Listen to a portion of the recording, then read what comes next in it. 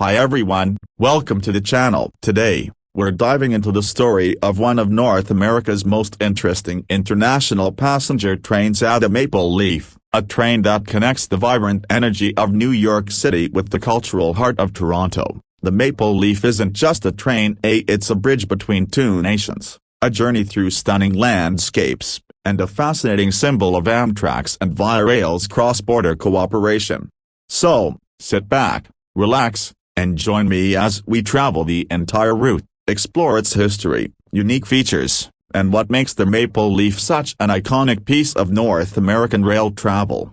Our journey begins in the legendary city of New York. Penn Station, buried beneath Madison Square Garden, is a bustling underground hub and the departure point for the MapleLeaf each morning. With the familiar blue and silver Amtrak train gliding into the platform, passengers begin boarding for the nearly 550-mile trip to Canada. As the train pulls out of Manhattan, we're immediately immersed in the industrial heart of the Northeast Corridor. Through the tunnels and under the Hudson River, the train rolls into New Jersey. For this portion of the journey, the MapleLeaf shares tracks with the busy Northeast Regional and ASLA Express services. Though it's not the fastest train in the fleet, there's something peaceful about gliding past cityscapes and suburbs on a relaxing intercity journey.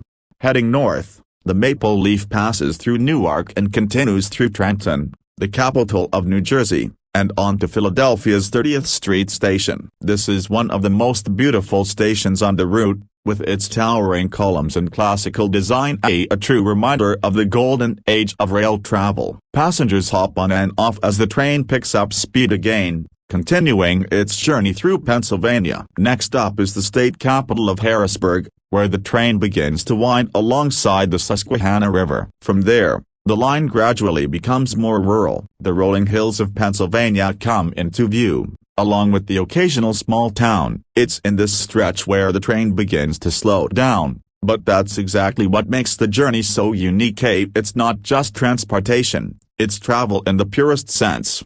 As the MapleLeaf approaches upstate New York, we enter the historic city of Albany, where the train undergoes a major transition. This is where the locomotive is changed. The electrified engine that runs under catenary wires from New York City is swapped out for a diesel locomotive to handle the rest of the trip northward and westward. Albany Rensselaer Station is a key hub in the Amtrak network, and it's also a chance for passengers to stretch their legs before continuing onward.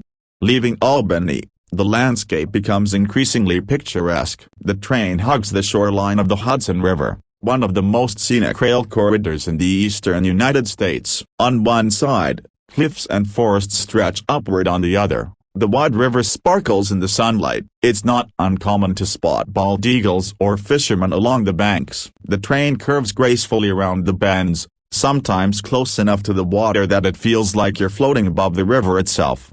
Moving west, the MapleLeaf stops in Schenectady and Utica, two cities with deep roots in railroading. Utica, in particular, is home to the beautifully preserved Union Station, where vintage charm meets modern functionality. As you watch passengers board under the ornate ceiling, it's easy to imagine the thousands who traveled this same path a century ago. The ride through upstate New York continues through Syracuse and Rochester. This part of the journey gives you a mix of old industrial towns, rural farms, and glimpses of the Erie Canal, once the economic lifeline of the region. Today, the canal is more tranquil, but the legacy of trade, innovation, and transportation still defines the area. Eventually, the MapleLeaf reaches Buffalo, where passengers can glimpse the grandeur of Lake Erie and the remnants of an era when this city was a manufacturing powerhouse. Buffalo is also the last major stop before the train crosses into Canada, and here the mood on the train often changes slightly. Some passengers disembark,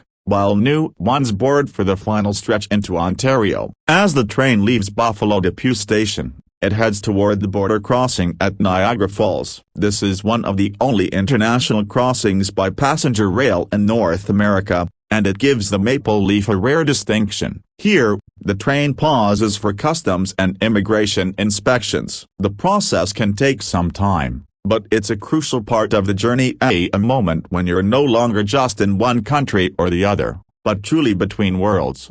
After clearing customs, the train continues into Canada. operated now under the flag of Via Rail, Amtrak's Canadian partner. The railcars remain the same, but the personnel, rules, and infrastructure all switched to Canadian standards. It's a seamless but symbolic handoff, a moment that underscores the international character of this route. Now traveling through southern Ontario, the Maple Leaf picks up speed again. The first Canadian stop is the iconic town of Niagara Falls, Ontario, a hub for tourists from around the world. From your train window, you can sometimes catch a misty glimpse of the legendary falls in the distance. Whether you're a first-time visitor or a seasoned traveler, there's something surreal about passing so close to one of the world's greatest natural wonders.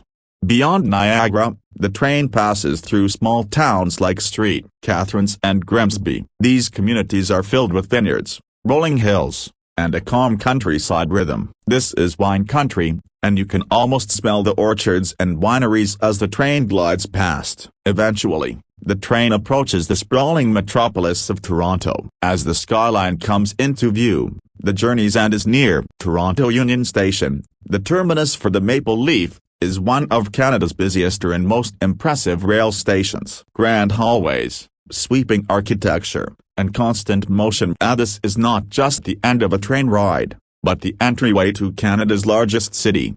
The Maple Leaf takes nearly 12.5 hours to make this full journey, and during that time, passengers are treated to changing landscape of cultures, climates, and characters. From the crowded tunnels of Manhattan to the misty wine country of Ontario, every mile tells a story. But what makes the Maple Leaf truly unique isn't just the scenery or the destination, it's the international spirit of cooperation. Amtrak and Via Rail working together, two nations united by a single route, shows what cross-border travel can look like when done right. Despite differences in language, policy, or geography, there's a shared belief that rail travel is more than just getting from point A to B. It's about connection. Let's not forget the people on board: the conductors, engineers, border officials, café tilde copyright attendants, and of course, the passengers themselves. Some are commuting, some are sightseeing, some are visiting family, and some are just here for the joy of riding the rails. Everyone brings their own reason for being on this train, and by the end of the trip, even strangers feel like part of a shared story. The Maple Leaf also serves as a reminder of the potential of rail in North America. While much of the world has embraced high-speed trains and robust intercity rail systems, routes like this show that there's still life, purpose, and value in traditional, scenic passenger trains.